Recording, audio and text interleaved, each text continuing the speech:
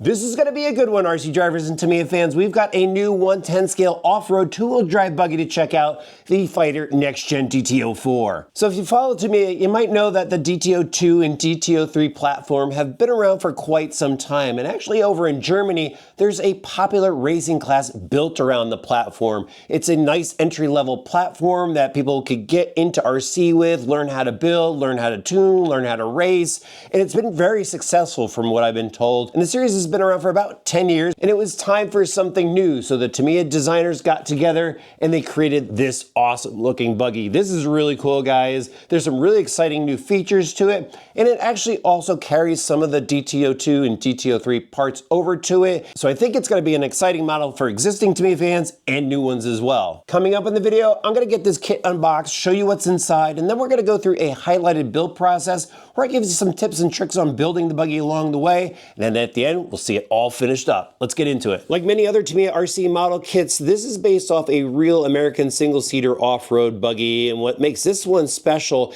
is a new body system that's on it. So the panels here are a molded polycarbonate versus a vacuum form like we saw on the BBX, and these plates bolt onto the cage. Now let's get into this kit. This is really cool, guys. If you've never built a kit before, Tamiya kits are one of the best to get into. They have got some great instruction manuals. Everything's laid out nicely, and it walks you through all the building steps. Now let's take a look at some of these parts here. So this is some of those molded body parts that I was just talking about. It looks like your side pods there. That looks like the front nose clip. Everything is nicely molded, and you know, they've got all the part numbers on the parts trees, so you know what parts to clip off during each build step. Here is the molded driver figure. I like that they've got the comical style driver figure in here, and I believe they give you decals, we'll see in a little bit, so you can change out the faces. It just makes everything really fun. Now here's some of the cage stuff. Look at that. There's your roof plate. That's really cool. Like the little bump for the driver's head. Looks like your front skid. Good looking stuff in that parts bag. And let's see, what else do we have here? So this looks like some shock tower parts, maybe your front brace here. I know there's some glare with the bags, but this looks like we've got a bunch of suspension parts. There's your rear hubs. Look at the size of those things. Those are huge. And there is your front caster blocks. That looks like a front shock tower there. And here are some of the axle parts. So we've got composite axle parts. Actually, I can already tell that it's got that matte gray composite, so you know these pieces are going to be really strong. There's your rear stub axles. Those are going to go out to your wheels. We'll talk more about that later. Here's the gearbox. So this is your DT-03 gearbox that we've seen before. Some of the DT-02 and DT-03 parts can be carried over onto this kit. I think it's really smart that they did that for those that may have parts lying around, the Tamiya fans that are out there. Here is the chassis on it. It's a semi-tub. We've got pods on the side here, so you go mount your electronics. The battery will run down the center. Nice smooth on the bottom. Here is your wheels for it. The semi-dish 5-star look. There's probably a name for it. It's escaping me right now.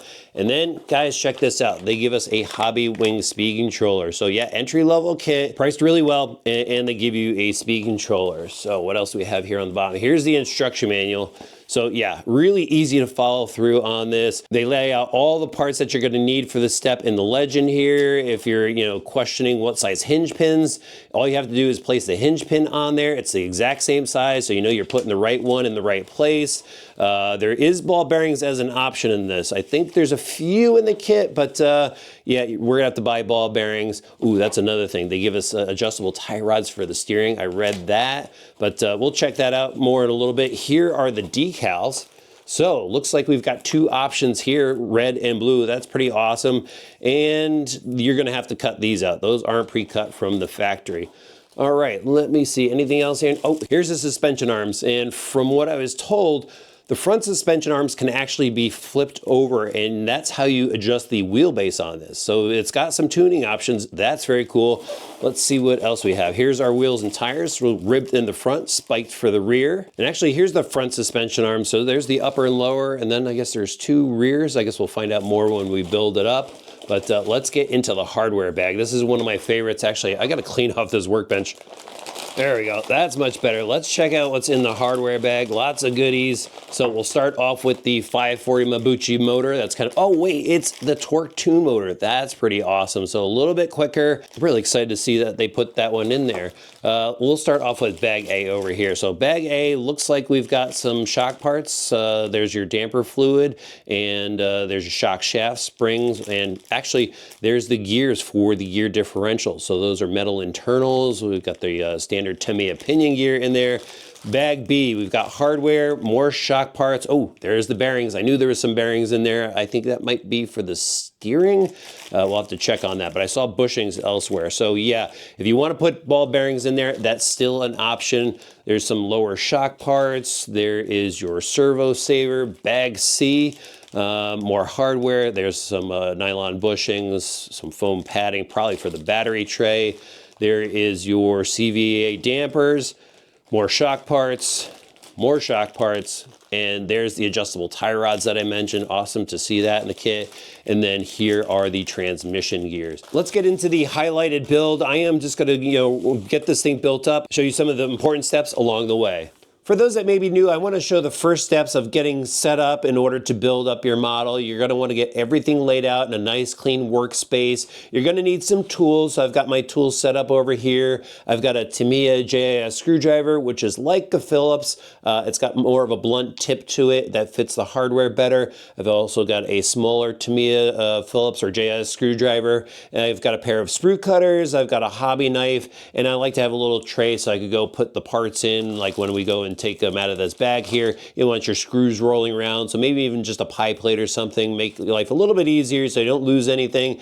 And then you're going to want to go through the manual and just familiarize yourself with some of the parts that you're going to need. So obviously we're going to use the A bag of hardware. It tells us that right here in the top corner. And then you're going to want to look through and see if there's any other parts you're going to need. So obviously we're going to need the gear case, so I've taken that out, and we'll need the motor, so I have that. And I noticed that we're going to need these F7 parts, and I just looked through the box, found the F parts tree, so I've got that set aside. Now I could get into building. So the very first step is to build up the differential, and go ahead, build up your model right on the instruction manual so you can see all the parts.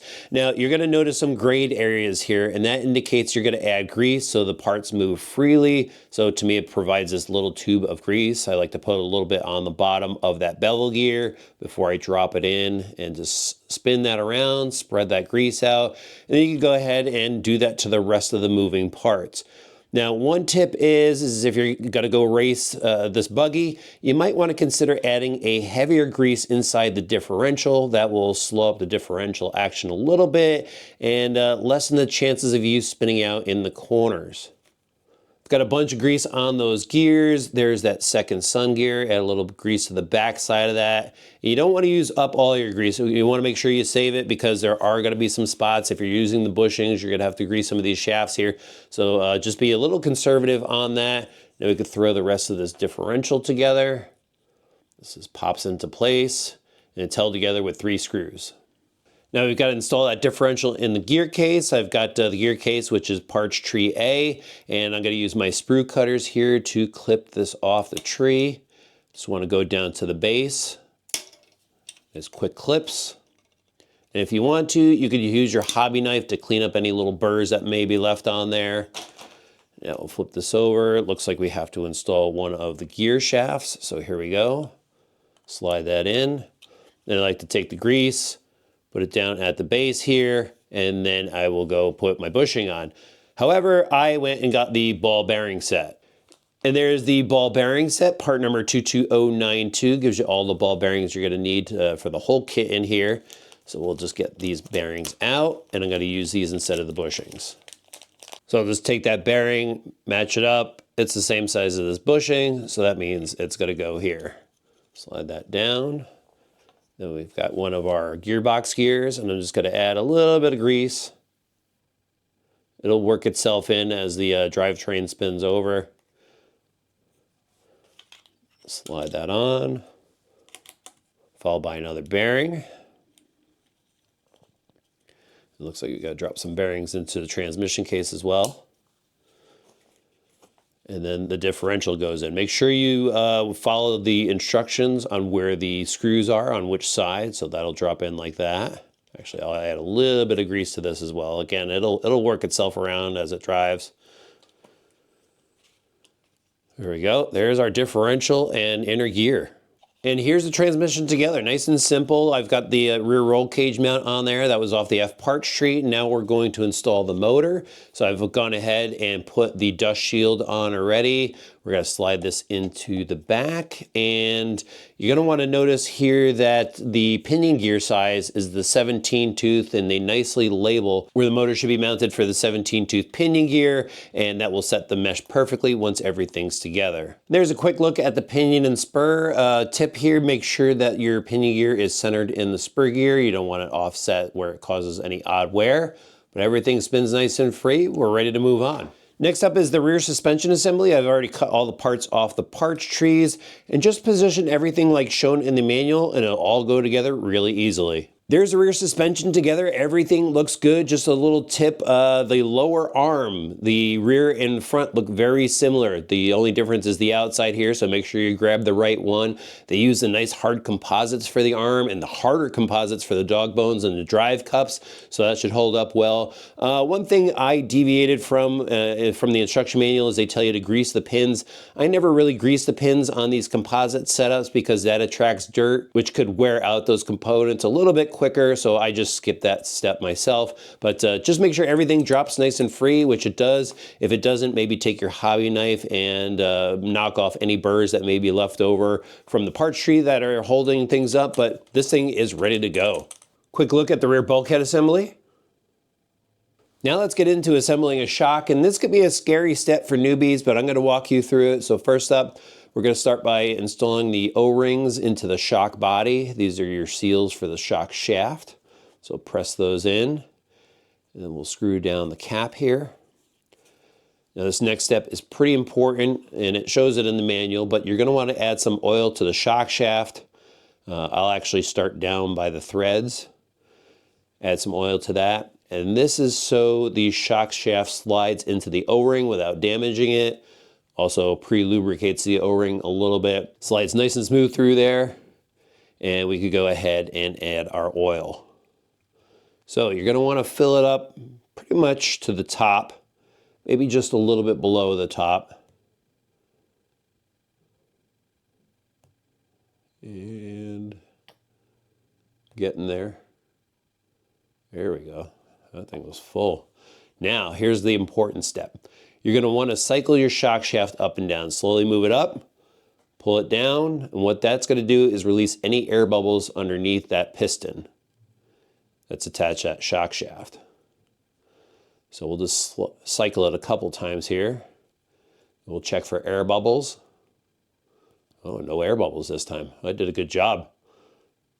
All right. Let's double check that again. Make sure my shock's built well. Yeah, I did a good job there. Okay. All right, next step. You're going to want to take your shock bladder and you're going to place it into the top of the shock. Now you're going to want to watch to see a little bit of oil come out the sides here. And that means the shock is full of oil. There's no air in there. If you didn't see any oil come out, you just want to see a little seepage come out. And that's how you know it's full. Now we could take our cap, place it on top. I like to hold the shock straight up and down, just twist the body to make sure no air gets in there.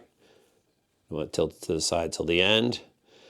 Everything's sealed up. Now we'll just double check to make sure that our shock shaft goes all the way up. There's no hydrolock, which it shouldn't on this style of shock because it's got that bladder in there. But look at that, nice, smooth shock. Now I'll just go ahead and add my springs and perch and lower shock end and build up the other shock. Went ahead and installed the rear shock tower. Now I just want to snap on the top of the shocks. To do that, take this large pair of pliers, simply just snap that right on. Now put the screw through the bottom. And there's the rear clip all together. Look at this, builders, we're on to the B bag, and I've laid out all the parts from that B bag, and now it's time to assemble the steering crank. So I've already started that, putting my screws through for the ball ends.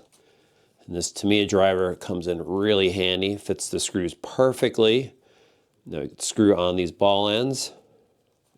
Nice little Tamiya wrench, but the kit includes a box wrench to do this. And now check this out. From that bee bag, ball bearings for the steering. Look at that. Got those cranks on and that thing spins nice and smooth. And here's another cool feature. Look at that, guys. We have adjustable tie rods on this kit. Real ball ends like on a TRF race car. Now you just got to go ahead and assemble these. Just a quick tip here, just for newbies. One of the threads is reverse direction. So if it's not spinning on correctly, just screw it in the reverse direction and it should go on.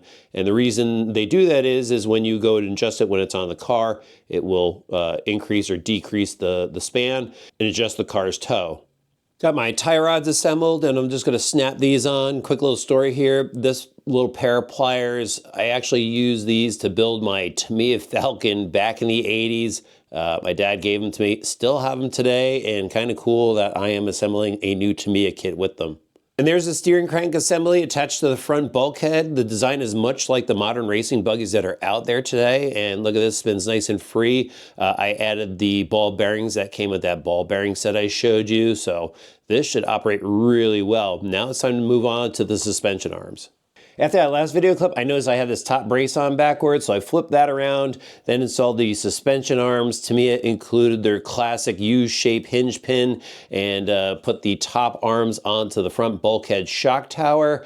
And the thing I wanted to point out here is in the manual, they include a addendum, so make sure you follow this correctly so you put the screw in the right location. Not too big of a change, but it does make a difference. There's the front bulkhead and suspension arms together, even have the lower silver skid on there. Love the look of that. That's very cool. And I went ahead and built some of the other assemblies here. So here are the shocks. And just a quick tip, when you're assembling the shocks, look for the bag colors. So the rear shocks came in clear bags. The front shocks come in these blue bags. The shock parts tree looks very similar, so you don't want to mix those two up. And then I went ahead here and put the spindle assembly together. So there is a left and right spindle, just be aware of that. And I went and threw the ball bearings in from the option kit. These little body clips here, these are just so the stub axles don't fall out when you're putting the rest of the front end together. And the only other thing I wanted to show you guys is coming up, there is a whole nother section about how to adjust the wheelbase. So back here, I showed you the start of the B bag, and it has this S here, and that stands for the short wheelbase. And this instruction set here is for the longer wheelbase. So something to consider as you're building this. Maybe you want to go with the long wheelbase off the bat and skip this part, but I'm putting it together as a short wheelbase kit to start. And there's the front clip all together. Again, this is the short wheelbase version. Everything works nice and smooth. Love the feel of those shocks. Nice free steering setup. Now, something else I wanted to point out here with the long wheelbase setup that I didn't notice before, didn't notice it until I saw these extra parts, is when you build it, you can use these adjustable tie rods for front camber, which is absolutely awesome. So maybe you want to go with the long wheelbase version. What the long wheelbase is going to do for you, it's going to increase stability. The short wheelbase setup is for when you want the buggy to be more responsive. We're into bag C, and this is where it gets exciting. This is where all the stuff starts coming together. We're going to install the electronics. Got to start off here with the servo saver. You're going to want to make sure you pick the right spline to go on the servo that you get. This new high-tech servo is a 25-tooth spline, so that uses the Tamiya Futaba servo adapter. Then you're going to want to slip the servo saver ring onto it, use the appropriate screw, and then notice that it is offset just a little bit in the instruction manual here. That's probably so you get full swing with the servo setup. So I'm going to start getting these electronics in, and then we could bolt on the front and rear clip. Here's a look at the electronics installed in the chassis. So they provide the speed controller. It's a little bit different than the one that they show in the instruction manual, but nonetheless, it sticks down right here in this pod. And I'm not quite sure where I'm going to put the switch yet because it's different from the switch that they show you. So once I get a little bit more of the buggy together, then I'll find a spot for this. Just put the receiver on the opposite side. They gave you some zip ties to tidy up the wires, and make sure you put down the little foam piece underneath the servo saver so no rocks get cut under it. Now these go on. There we go. Now it's starting to look like a buggy. And check this out. I have one of those molded polycarbonate pieces on the front. This is actually part of the front bracing, but this is really cool. Now it's time to get into the cage work and the rest of those body panels. Here's some of the cage work in and the body panels screwed into place. And guys, these body panels are pretty trick. They just got a great finish to them, and the way they go onto the chassis, it really adds some dimension to the body. It looks so cool. Hopefully it comes across in the video, but this has just been a fun build so far. Now it's time to paint up the driver figure. I'll get the rest of the cage work together. A lot of decal work to do. I don't really see any more tips that I could give you other than, make sure that your plastics are clean before you paint them for the driver figure. And then for the decal work, make sure you have a nice sharp hobby blade and a good place to cut. Use your hobby knife to help apply the decals. And let me get this thing together. We got to see it finished up. And there it is, RC drivers, the finished Fighter NXGEN. What a great looking buggy, and it was an awesome build too. I would say it's a little bit more involved than the previous buggies like the DT-03, depending on which model you would pick up, but basically, there's a lot more to this chassis, I think. You've got the steering, the suspension setup, the alternate builds that you could do with it, like with the wheelbase, and then even I noticed there is this little package in here with rear tie rods, so you could go and put turnbuckles on the rear of the car and adjust camber, which is pretty awesome. There's also a couple other little pieces in the kit that allow you to do tuning. These are little brackets for the lower part of the shock in the rear, so you could adjust the angle of the shock. So there's a lot of tuning options to this, and I think it goes along with that racing series that has been so successful over in Germany. And I really hope that, like over here in the US, they pick up this buggy. I think that's a great series, great idea, where everybody builds the same buggy. They get to build it up, race it, more of a spec type class. And I think this is going to be,